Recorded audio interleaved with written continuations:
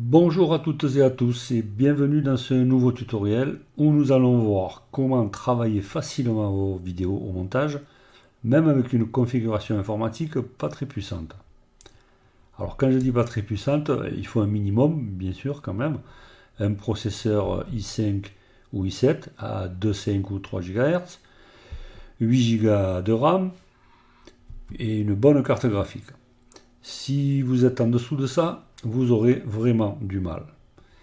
Et même avec une bonne configuration, on peut galérer si on commence à travailler la colorimétrie, si on rajoute des effets, des transitions, des titrages, etc. Et il vous faudra aussi un bon logiciel de montage digne de ce nom, qui supporte les principaux formats vidéo d'aujourd'hui, bien sûr. Alors pourquoi c'est si difficile de faire du montage avec les rushs en natif, c'est-à-dire les fichiers vidéo tels que vous les récupérez sur votre carte mémoire? Alors les formats vidéo les plus répandus aujourd'hui, ce sont le MP4 pour la GoPro et le AVC HD pour les APN et les caméras. Ce sont des formats très compressés, optimisés pour le stockage et la diffusion, mais pas pour le montage. Alors sans rentrer dans les détails, ce serait trop compliqué ici et trop long. Sachez que la compression, ça consiste à réduire la quantité de données numériques en minimisant les pertes sur la qualité de la vidéo. Le but, bien évidemment, c'est de pouvoir stocker un maximum de données, donc d'heures de vidéo, dans nos cartes mémoire.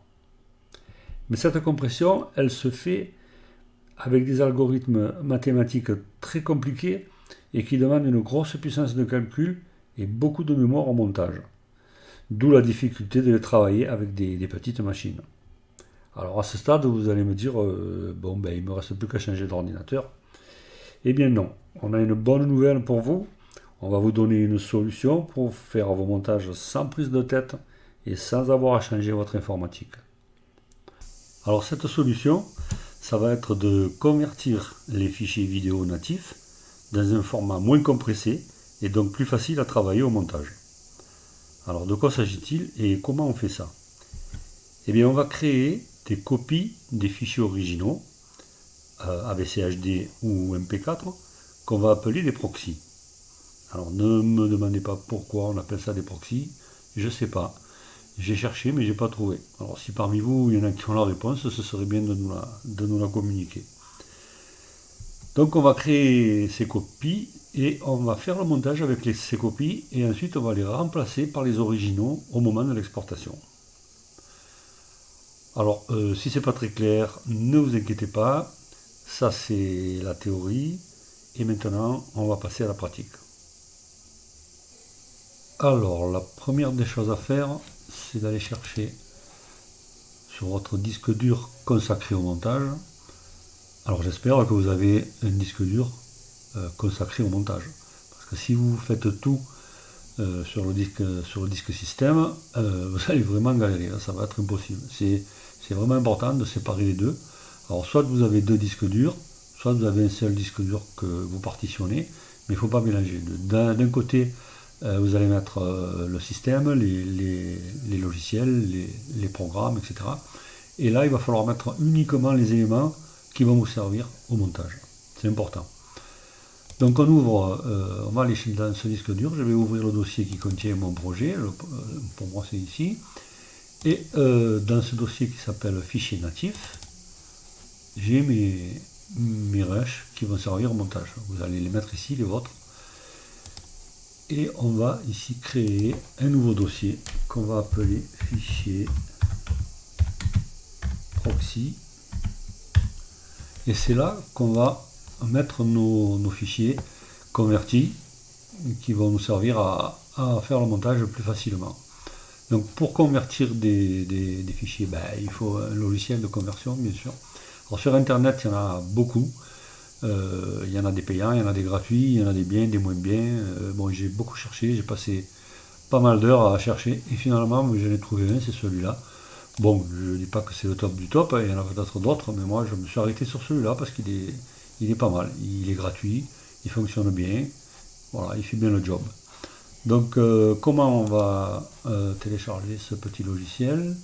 On va aller demander à Monsieur Google, voilà, il était déjà, voilà, vous tapez vidéo, tout vidéo dans Google, et vous avez ici, vous prenez le premier, c'est 01.net, c'est bien le logiciel vidéo, tout vidéo, il est bien gratuit ici, licence gratuite, et vous cliquez sur télécharger. Ici, non, alors attention, oui, ça c'est des pubs, ne pas cliquer sur OK, ici vous fermez avec la croix, et voilà, il vous demande à quel endroit vous voulez le télécharger, vous faites enregistrer, et voilà, là, il a enregistré, pour moi il est ici, voilà, il est là, vous double-cliquez dessus, et il va vous l'installer, voilà, donc je ne vais pas l'installer parce que moi il est déjà installé, je vous laisse le soin de le faire, je pense que vous savez faire. Voilà, donc il est là, ce petit logiciel. On va l'ouvrir. Et on arrive sur cette interface. Alors il y a beaucoup d'outils, il y a beaucoup de fonctionnalités. J'ai pas tout testé, hein, parce que moi j'avais pas le temps. Et puis on va aller à l'essentiel. Je vous laisse le soin de farfouiller si vous voulez. On va aller à l'essentiel. Et ici vous allez cliquer sur ajouter une vidéo. Et voilà, c'est bien il faut bien aller chercher les reshs dans le dossier fichier natif. Donc voilà, vous sélectionnez vos reshs, on ouvre, et ici on arrive sur l'interface qui va vous demander dans quel format vous voulez convertir vos vidéos. Donc il y en a une flopée là, vous voyez, il y en a pas mal. Bon, je n'ai pas tout essayé, hein. Je vous laisse le soin de chercher si vous voulez tester. Bon, ils ne sont pas tous valables, hein. Il y en a qui ne servent à rien, ou presque quoi. Donc moi j'ai testé le AVI, le MPEG 1, le MPEG 2, le MP4, l'AVC et le M2TS. Sur ces 6 là, je n'ai retenu que 2, le MPEG 2 et le M2TS.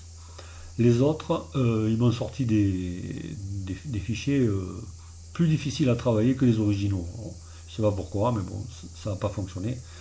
Ça n'a pas marché, en tout cas avec mon logiciel. Faites des essais si vous voulez. Et moi j'ai retenu que ces deux. Donc lequel choisir entre ces deux? Et ça va dépendre de votre logiciel de montage. Moi je travaille avec Premiere Pro et j'ai des fichiers MTS, pardon. Donc ici le M2TS et les MTS, c'est les mêmes extensions, c'est pareil. Alors pourquoi je choisis ça? Parce que lorsque il va falloir remplacer les fichiers proxy par les fichiers natifs, la liaison va être plus simple, plus facile et plus rapide. Mais c'est vraiment spécifique à mon logiciel. Maintenant, si avec le vôtre, les MPEG 2, ça fonctionne bien, vous pouvez choisir les MPEG 2. En tout cas, un ou l'autre, ici sur la droite, vous avez les réglages de votre sortie. Donc, un ou l'autre, il va falloir ici faire les mêmes réglages. Ici on a les infos sur le fichier d'origine, de source, on n'y touche pas. Ici la qualité de la vidéo, là il y a marqué pareil que la source, c'est pas ce qu'on veut. Nous on veut un fichier plus léger, donc peut-être moindre qualité mais beaucoup plus léger. Donc on va cliquer sur normal. Après ici, la taille de la vidéo, le codec on ne touche pas. La taille de la vidéo ici, pareil, elle n'est pas en Full HD, vous voyez. Donc on clique sur original, on choisit original, ce qui veut dire que le proxy il va être de la même taille que le fichier source. Ok, ici, une fois que vous avez fait vos réglages, ici vous cliquez sur OK, et là voilà, il affiche les différents reshs qu'il va convertir. Alors vous remarquerez ici que j'ai des MTS et des MP4. Moi je peux les mélanger, là aussi ça va dépendre de votre logiciel de montage bien sûr. Si votre logiciel de montage ne peut pas traiter plusieurs formats en même temps, il va falloir faire un choix, un ou l'autre. En tout cas, pour le paramétrage ici c'est exactement pareil, ça ne change rien. Donc moi je peux les mélanger, donc j'en profite. Ici, ne pas oublier de choisir le dossier de sortie, là. Bon, moi il est déjà sélectionné, mais si vous ne voulez pas sélectionner, vous cliquez ici sur le petit dossier et vous allez chercher ici, voilà, le fichier proxy, le dossier fichier proxy qu'on a créé tout à l'heure. Et on clique sur OK. On est sûr comme ça qu'ils vont aller là-dedans. Ben là, il ne reste plus qu'à cliquer sur convertir ici. Voilà. Et la conversion commence ici, vous voyez. Il va les convertir tous. Alors après, suivant le nombre que vous avez, de rushs que vous avez, sûrement, c'est sûr que ça risque de prendre beaucoup de temps. Là, il n'y en a pas beaucoup. Bon, c'est relativement rapide. Bon, mais pour aller plus vite, je vais arrêter et je vous reprends tout à l'heure une fois que les conversions sont faites. Voilà, tout a été converti. J'ai un peu accéléré, bien sûr, sinon ça a pris un petit peu de temps quand même. On ferme le logiciel et maintenant on va ouvrir le logiciel de montage. Ici, moi, c'est Premiere Pro, comme je vous l'ai déjà dit. Et ici, j'ai créé, vous allez faire de même, un dossier que j'ai aussi appelé fichier proxy et dans lequel on va importer les conversions qu'on vient de faire ici dans fichier proxy. On l'ouvre. Voilà, ça c'est nos vidéos converties. On les sélectionne toutes. Et on fait ouvrir. Et voilà, elles sont là. On va le laisser. Voilà. Donc on prend toutes nos vidéos converties et on les met sur la timeline. Et vous allez voir, regardez, je me balade dans tous les rushs à une vitesse grand V. Et regardez, et il n'y a aucune saccade.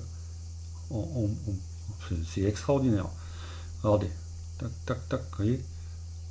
Ça, vous allez voir, on va voir la différence avec. Alors ça c'est le 261. Je vais prendre le fichier natif ici, là. 261, voilà, c'est le même. Alors regardez le natif. Et pourtant j'ai une machine costaud, hein, j'ai un PC quand même bien configuré. Et bien vous voyez, bon, je peux travailler quand même comme ça. Moi je travaille comme ça et j'y arrive. Mais vous voyez, c'est pas hyper fluide quoi. Si je vais rapidement d'un bout à l'autre, il y a des sautes d'image, il y a des saccades. Regardez la différence avec là. Voilà. Là, il n'y a aucune saccade. C'est d'une fluidité. Et on peut travailler vraiment, vous voyez, regardez, vraiment à l'image près quoi. Voilà. Donc voilà. Et même, vous allez voir, même si je mets des effets, donc on va mettre des effets. Voilà, ici j'ai un effet préconfiguré, là, vous voyez, voilà, là j'ai mis un peu plus de couleur, là, vous voyez, pour voir la différence. Et là, voilà, là, ça c'est l'original, ça c'est avec l'effet. Donc même avec un effet, regardez, ça, c'est pareil, c'est autant fluide, autant réactif. Voilà, si je fais ici copier et que je colle sur tous les autres rushs le même effet, voilà, ben c'est pareil, j'ai une réaction instantanée. Avec ça on va pouvoir faire un montage les deux doigts dans le nez quoi, sans se prendre la tête. D'ailleurs on va le faire, vous allez voir. Voilà, donc ici ce plan là je vais le raccourcir, voilà, je vais le démarrer de là, tac, j'enlève tout ça. Ici celui-là, ben, il a l'air valable, sauf à la fin, ici il y a un mouvement, voilà, il y a un mouvement, vous avez vu comme ça réagit, voilà, il y a un mouvement de caméra ici, là, voilà, donc celui-là je vais le couper là, voilà, et je vais l'arrêter ici, voilà, vous voyez on fait ça très facilement quoi. C'est, voilà, là on va démarrer de là, là, là, hop, là ça bouge trop, on va couper, voilà, on va couper là, on va enlever cette partie, là, et on va repartir de là, voilà. Bon je cherche pas la petite bête, là je fais un montage vraiment rapidos, juste pour vous montrer que c'est vraiment facile quoi, on galère pas quoi. C'est un vrai plaisir là de faire du montage. Voilà, et ici c'est pareil, on peut l'arrêter là. Voilà, voilà le petit montage il est terminé. D'accord. Mais qu'est-ce qu'il vous reste à faire ici maintenant? Ouais, ça c'est le montage avec les proxys. Mais il va falloir remplacer, maintenant que le montage est terminé, il va falloir remplacer tous ces éléments, c'est-à-dire les fichiers proxy qui sont là, par les fichiers natifs qui sont là, vous voyez ici à gauche. Voilà. Alors comment on fait ça? Et bien il suffit, alors j'ai choisi une méthode universelle, j'ai une méthode spécifique à Premiere, mais bon, tout le monde ne travaille pas avec Premiere Pro, donc j'ai choisi une méthode qui est plus universelle et qui devrait fonctionner avec tous les logiciels. Parce que bon, il faut comprendre que ce qui se trouve ici sur la timeline et les fichiers qui se trouvent ici dans la fenêtre projet, ils ne sont pas là physiquement. C'est simplement des liens, je pense que vous le savez, bon, je le précise pour ceux qui peut-être ne le savent pas, que c'est simplement des liens vers les fichiers physiques qui sont sur le disque dur. Donc ici, il suffit de changer le lien, de rompre le lien ici avec les fichiers proxy et de rétablir un lien, mais cette fois-ci avec les fichiers natifs. Alors comment on fait ça? On ferme le logiciel de montage, on va ouvrir le projet et le fameux dossier dans lequel se trouvent les fichiers proxy qui est là, on l'ouvre, oui voilà, ça c'est les proxys. On va simplement changer son nom. On va le renommer, on va rajouter par exemple un 2, hein, vous pouvez faire ce que vous voulez pour le renommer, comme ça, et on réouvre le logiciel de montage, vous allez voir qu'est-ce qui va se passer, hop, voilà. Il nous demande où se trouve le fichier 00261. Il ne les trouve plus. Pourquoi? Parce qu'on a simplement changé le nom du dossier. Il ne trouve plus les éléments. Et c'est les éléments proxy. Donc qu'est-ce qu'on va faire? Ben, vous avez compris. Maintenant on va lui dire où se trouvent les éléments, mais on va choisir les bons. On va choisir les... Voilà, ici, dans les fichiers natifs. On double-clique. Vous voyez, voilà, il demande où se trouve le 00261. Il est là. Je clique, je sélectionne. Après, ben, il me demande le suivant. Alors c'est vrai, il va falloir les faire un par un.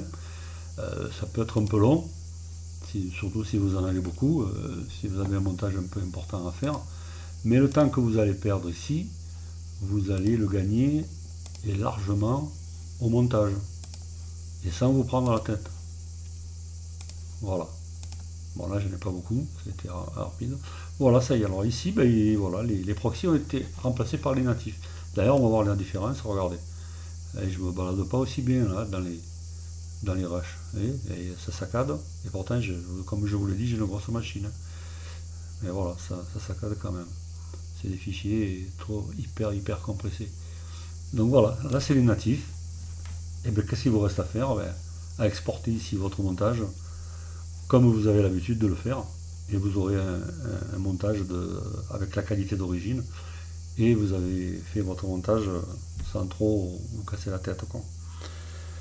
Voilà, alors j'espère que ça a été assez clair. Si vous avez des questions ou si vous rencontrez des difficultés, ben, faites-nous le savoir. Hein. Vous avez la zone de commentaires sur le blog pour nous parler, pour échanger avec nous et avec vos amis aussi. Entre vous, vous pouvez aussi vous aider, bien sûr. Ben pour ça, il suffit de partager. Vous partagez, vous likez. Voilà, et on vous dit à bientôt, je vous dis à bientôt, et sur d'autres tutoriels et sur les articles sur le blog. Bye bye, à bientôt.